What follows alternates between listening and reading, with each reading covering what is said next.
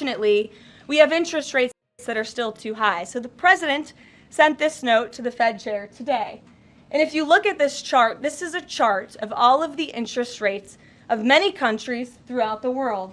At the top is Switzerland. They're only paying a quarter for interest rates. Cambodia, Japan, Sweden, Morocco, Cabo Verde, South Korea, Algeria, Canada, Albania, Bolivia, Australia, Costa Rica, the Bahamas, Kuwait, Papua are all paying lower interest rates than the United States of America, which has one of the hottest and strongest economies in the world. The president sent this note to the Fed chair. It says, Jerome, you are as usual too late. You have cost the USA a fortune and continue to do so. You should lower the rate by a lot. Hundreds of billions of dollars are being lost, and there is no inflation.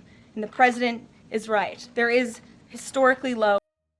Trump asks Federal Reserve Chief to resign. Now U.S. President Donald Trump has urged Jerome Powell, head of the U.S. Central Bank, the Federal Reserve, to resign immediately. Dear viewers, if you like this news, please like it and share your comments in the comment box.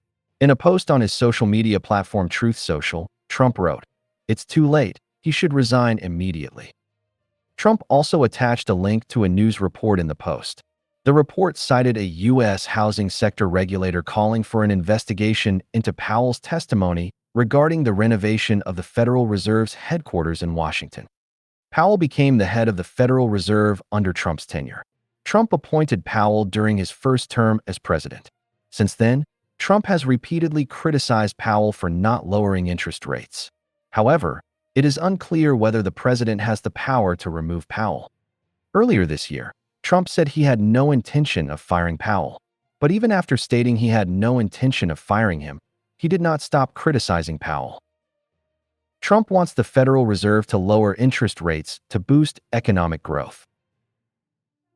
On the other hand, Jerome Powell said last Tuesday that the central bank would have lowered interest rates earlier if it weren't for the impact of Trump's tariff policies. Powell attended a meeting of central bank governors in Portugal. There he was asked if interest rates would have been lower this year if the U.S. government had not announced plans to increase tariffs on various countries. Powell replied, "I think so." After Trump's post calling for Powell's resignation, the BBC contacted Federal Reserve authorities for comment on the matter, but they declined to comment.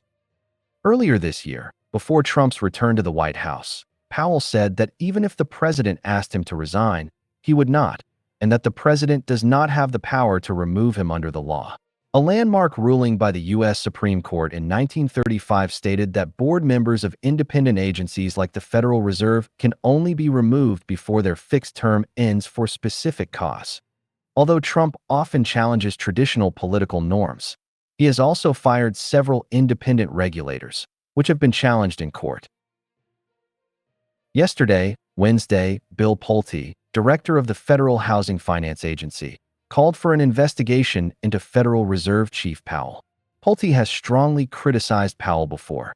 In a post on the social media platform X, Pulte wrote, "I call on Congress to investigate Chairman Jerome Powell, his political bias, and his misleading testimony to the Senate. These reasons are sufficient for his removal." Last week, Powell told the Senate that reports published about the expenses and luxury amenities at the Federal Reserve's headquarters